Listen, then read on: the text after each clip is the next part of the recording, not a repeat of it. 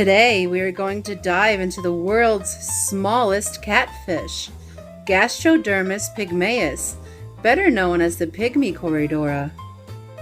Pygmy corys are a small freshwater fish only reaching a whopping 2.5 centimeters or 1 inch in size. They were first discovered in 1927 by George S. Myers in the Madeira River Basin in Brazil. They are an adorable fish, generally being silver or light bronze with a prominent dark horizontal stripe along their side from snout to tail. They may also have a second, thinner dark stripe on the lower part of their body, and their fins are translucent. There's also an albino variant, but these cuties have been captive bred and do not exist in nature, at least not en masse. Their coloration can vary slightly, sometimes appearing darker or lighter, depending on the substrate and background of the aquarium. Pygmies come from inland tropical waters filled with dense vegetation and soft, sandy substrate. They can often be found in and around leaf litter in shoals of up to 50, searching for snacks. For the home aquarium, it is recommended to keep a group of 8 or more pygmies in a heavily planted, peaceful nano community. A 10-gallon tank with soft, sandy substrate, some botanicals for leaf litter surfing, hardwood for a safe retreat, and gentle flow would be their ideal setup. They aren't picky eaters and will take a wide variety of foods.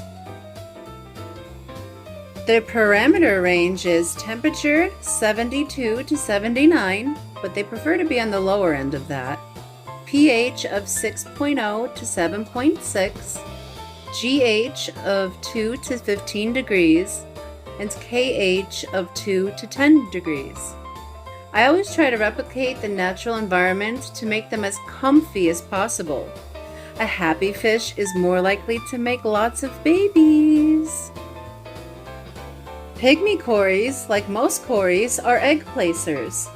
They will display the classic T pattern during spawning, and the female will place the eggs on undersides of leaves, on the glass, and even sometimes on a ram's horn snail. Mama doesn't seem to be too choosy.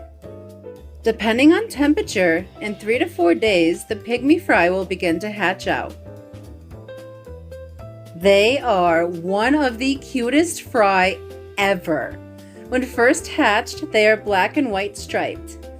They fade from this pattern and into the strong black lateral line by 1 month old. We feed the newly hatched fry powdered foods until they are big enough to eat live baby brine shrimp. That can be anywhere from 3 to 5 weeks. In 3 to 4 months, it's hard to tell babies from the breeding group. Pygmies are known to be community spawners, but this is not always the case. They do best with community spawning when they are younger. I'm not sure if it's because the eggs may still be too big for them to eat when they are first beginning to spawn, or they are too busy feeling their hormones to go back and hoover up their kids. When the adults are about 1 year to 1.5 years, I notice they start eating the eggs. We began pulling the eggs at that point and hatching out in containers. Hatching the eggs in the containers made me want to be able to see the eggs up close while they developed, so I purchased a digital microscope for the job. I became obsessed with watching the eggs under the microscope. There were so many critters and so many events. It was like a soap opera. Then I decided to try a live stream of the eggs from spawning until hatching. I didn't expect many to tune in and watch for days, but there were sometimes 40 people in chat watching with me. That was our first official ever egg watch, and it was a great one. Here's a clip from that first egg watch of one of the baby pygmies hatching.